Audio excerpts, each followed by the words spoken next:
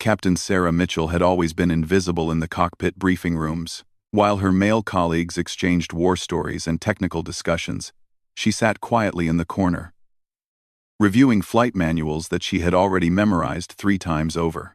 At 28, she was one of only a handful of women qualified to fly the F-22 Raptor, the most advanced fighter jet in the United States Air Force arsenal. The other pilots at Langley Air Force Base treated her with polite indifference. They weren't openly hostile, but they weren't particularly welcoming either. During training exercises, she was often assigned to simpler missions, while the more experienced male pilots took on complex air-to-air combat scenarios. Her squadron leader, Colonel Rodriguez, would often pair her with older, less challenging aircraft for routine patrol missions. Sarah had grown up in a small farming town in Iowa, where her father worked as a crop duster pilot. She spent countless summer afternoons watching him navigate his small plane through the cornfields, performing precision maneuvers that required incredible skill and timing. Her father never discouraged her aviation dreams, but he also never quite believed she would make it as far as she had. When she told him she had been selected for F-22 training, he simply nodded and said he was proud, though his eyes showed more surprise than confidence. The path to the F-22 program had been grueling. Sarah graduated from the Air Force Academy in the top 5% of her class, excelling in both academics and flight training. She had perfect vision, lightning-fast reflexes, and an intuitive understanding of aircraft systems that impressed even her toughest instructors. But despite her qualifications, she always felt like she was fighting an uphill battle to prove she belonged. During her first year with the squadron, Sarah flew mostly training missions and routine patrols along the eastern seaboard.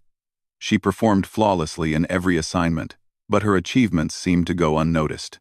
While other pilots were praised for successful missions, her accomplishments were acknowledged with brief nods and moved on from quickly. She began to wonder if her gender would always overshadow her abilities. The F-22 Raptor was unlike any aircraft she had ever flown. With its stealth capabilities, advanced radar systems, and incredible maneuverability, it required a pilot who could think several steps ahead while maintaining split-second decision-making skills. Sarah had mastered every system on the aircraft, spending extra hours in the simulator when others had gone home. She knew the F-22 better than pilots with twice her flight time, but somehow this expertise was never acknowledged by her superiors. One particularly frustrating day, Sarah overheard 2 senior pilots discussing an upcoming training exercise with visiting pilots from other bases. The exercise would involve complex air-to-air combat scenarios and would be observed by Pentagon officials who were evaluating pilot performance for potential promotions. When the mission assignments were announced, Sarah found herself assigned to ground support duties, essentially monitoring radio communications, while the other pilots participated in the actual flying. That evening, Sarah sat in her small apartment off base, staring at her collection of aviation books and wondering if she should request a transfer to a different squadron. She had worked too hard to get where she was, but the constant feeling of being overlooked was wearing her down. Her phone rang, and she answered to hear her father's familiar voice, asking about her latest flights. She found herself unable to share her frustrations with him, instead telling him everything was going well. The next morning brought an unexpected change in routine. The squadron was informed that they would be conducting an emergency readiness exercise. All available pilots needed to be prepared for immediate deployment. Sarah felt a small surge of hope that she might finally be included in a meaningful mission. However, when the assignments were distributed, she was once again relegated to a backup position, told to remain on standby in case additional aircraft were needed. As Sarah watched her colleagues prepare for the exercise, she noticed something that others had missed. The weather reports were showing an unexpected storm system moving in from the Atlantic, with conditions that could seriously complicate the training mission. She had studied meteorology extensively and recognized patterns in the atmospheric data that suggested the storm would be more severe than predicted. When she tried to bring this to the attention of the mission commander, she was politely thanked for her input, but told that the weather team had already cleared the mission. The exercise began with 12 F-22 Raptors taking off in formation. Sarah remained on the ground, monitoring radio communications and watching the aircraft disappear into an increasingly cloudy sky. The storm system was moving faster than anyone had anticipated, and within an hour, conditions began to deteriorate rapidly. Radio chatter became more frequent as pilots reported decreased visibility and increasingly turbulent conditions. Sarah listened intently to the communications, her trained ear picking up subtle signs of stress in the pilots' voices. The exercise was supposed to last 3 hours, but it was becoming clear that weather conditions would force an early return. As she monitored the situation, she began to feel a growing sense of unease about what was developing in the skies above. The storm hit faster and harder than anyone had predicted. Within minutes, visibility dropped to near zero, and violent wind shears began buffeting the aircraft. Sarah listened to the radio chatter with growing concern as pilots reported difficulty maintaining formation and problems with their navigation systems. The electromagnetic interference from the storm was disrupting some of the F-22's advanced electronic systems. Then came the call that changed everything. Major Thompson's voice crackled over the radio with obvious strain. His F-22 had suffered multiple system failures after being struck by lightning. His primary flight computer was down, his backup navigation system was malfunctioning, and worst of all, his ejection seat mechanism had been damaged by the electrical surge. He was flying blind in zero visibility conditions, with no way to safely exit the aircraft if things went wrong. Colonel Rodriguez immediately began coordinating a rescue effort, but the weather conditions made it nearly impossible for other aircraft to locate Thompson's position. The storm was creating false radar signatures, and radio communication was intermittent at best. Several pilots attempted to reach him, but they were having their own difficulties maintaining control in the violent weather conditions. Sarah listened to the unfolding crisis with mounting frustration. She knew she could help, but protocol dictated that she remain on standby unless specifically called upon.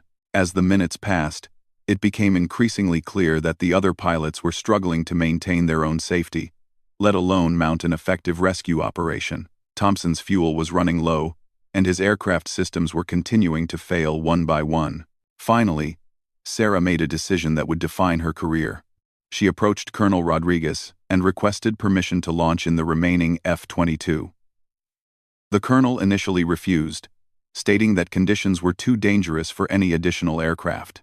But Sarah pressed her case, explaining that she had studied the storm patterns extensively and believed she could use the F-22's advanced stealth and navigation capabilities to locate Thompson where others had failed.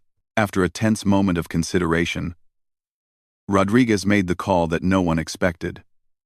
With all other options exhausted and Thompson's situation becoming increasingly desperate, he authorized Sarah to launch. As she ran toward her aircraft, she could hear some of the ground crew expressing doubts about sending the squadron's least experienced pilot into the worst weather conditions anyone had seen in years. Sarah's hands moved with practiced precision as she completed her pre-flight checks in record time. The F-22's engines roared to life, and within minutes, she was airborne, climbing into the heart of the storm. The turbulence was unlike anything she had experienced, with violent updrafts and downdrafts that would have torn apart a less advanced aircraft. But the F-22 was built for extreme conditions, and Sarah's years of intensive training were finally paying off. Using her deep knowledge of the aircraft systems, Sarah began to implement techniques that she had developed during countless hours in the simulator. She adjusted her radar settings to filter out the storm's interference, using a combination of passive sensors and careful flight path management to search for Thompson's aircraft. While other pilots had been fighting the storm, Sarah worked with it, using the wind patterns to conserve fuel while methodically searching each sector. The key breakthrough came when Sarah realized that Thompson's damaged systems would force him to fly in a specific pattern to maintain control. Using her understanding of emergency procedures and aircraft limitations, she calculated where he would most likely be based on his last known position and the storm's effects on his damaged aircraft. It was a theory that required her to fly deeper into the storm than anyone else had dared. As Sarah pushed her F-22 through increasingly violent weather, she finally detected a faint radar signature that matched Thompson's aircraft. Fighting through intense turbulence that threatened to overwhelm even her aircraft's advanced systems, she managed to establish visual contact with Thompson's F-22. What she saw confirmed her worst fears about his situation. His aircraft was barely controllable, with visible damage to several external systems and erratic flight patterns that suggested his pilot was fighting for his life. Sarah immediately established radio contact with Thompson, her calm voice cutting through the static and chaos. She could hear the relief in his response, but she knew the most dangerous part of the mission was just beginning. With his navigation systems down and his aircraft barely responding to controls, Thompson needed her to guide him back to base through conditions that were testing the limits of both aircraft and pilots. The journey back would require Sarah to use every skill she had developed, not just as a pilot, but as a leader and problem solver. She had found Thompson, but now she had to bring them both home safely through a storm that was still intensifying. Sarah took control of the situation with a calm authority that surprised even herself. Speaking clearly and steadily over the radio, she began guiding Thompson through a series of careful maneuvers designed to stabilize his damaged aircraft. She positioned her F-22 slightly ahead and to the right of his position, using her aircraft's lights and navigation systems as reference points he could follow through the storm. The return journey became a masterclass in precision flying and crisis management. Sarah had to constantly adjust their flight path to account for the storm's changing conditions, while simultaneously monitoring Thompson's aircraft status and fuel levels. His F-22 was losing hydraulic pressure, which meant his control surfaces were becoming increasingly unresponsive. Every turn and altitude change had to be calculated precisely to keep his damaged aircraft from going into an unrecoverable spin. What made Sarah's performance truly remarkable was her ability to think several steps ahead while managing multiple crisis situations simultaneously. When Thompson reported that his backup oxygen system was malfunctioning, she immediately calculated a flight path that would keep them at a safe altitude, while minimizing the time exposed to the storm's most violent conditions. When his fuel warning lights began flashing, she adjusted their route to reduce drag and fuel consumption, even though it meant flying through more dangerous weather. The most critical moment came when they were still 20 miles from base. Thompson's primary flight control computer finally failed completely, leaving him with only manual control of his aircraft. In normal conditions, this would be manageable for an experienced pilot. But in the middle of a violent thunderstorm, it was potentially fatal. Sarah realized she would need to talk him through every movement, essentially becoming his flight computer and navigation system. Using her extensive knowledge of aircraft systems and flight dynamics, Sarah began providing Thompson with precise instructions for every aspect of his flight. She told him exactly how much rudder pressure to apply for turns, when to adjust throttle settings, and how to compensate for the storm's effects on his damaged aircraft. Her voice remained steady and confident, even as her own aircraft was being battered by turbulence that would have overwhelmed most pilots. The final approach to Langley Air Force Base required Sarah to perform what would later be called one of the most impressive pieces of flying in F-22 history. With visibility near zero and Thompson's aircraft barely controllable, she had to guide him down through multiple layers of storm clouds while avoiding other aircraft and ensuring he maintained the precise speed and altitude needed for a safe landing. Sarah used her aircraft's advanced radar and navigation systems to create a virtual corridor through the storm, constantly updating Thompson on wind conditions, altitude requirements, and runway alignment. When the base's approach control systems failed due to electromagnetic interference, she effectively became the air traffic controller for both aircraft, coordinating their descent while maintaining communication with ground control. The landing itself was a testament to both pilots' skill and Sarah's exceptional leadership under pressure. She managed to position her aircraft so that Thompson could use her navigation lights as reference points for the runway approach.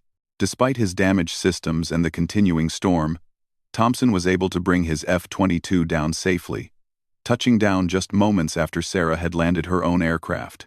As both aircraft rolled to a stop on the rain-soaked runway, the magnitude of what had just occurred began to sink in. Sarah had not only located a lost pilot in impossible weather conditions, but had successfully guided a severely damaged aircraft home through one of the worst storms in the base's history. The mission that was supposed to prove she didn't belong had instead demonstrated capabilities that surpassed many pilots with years more experience. Colonel Rodriguez was among the first to greet Sarah as she climbed out of her aircraft. The usually reserved commander's handshake lingered longer than protocol required, and his words were simple but significant. He told her that what she had accomplished that day would be studied and remembered for years to come. Major Thompson, despite being shaken by his near-death experience, made a point of publicly thanking Sarah and acknowledging that her skill and quick thinking had saved his life. The story of Sarah's emergency rescue mission spread quickly through military aviation circles. Within weeks, she found herself being recommended for advanced training programs and leadership positions that had previously seemed out of reach.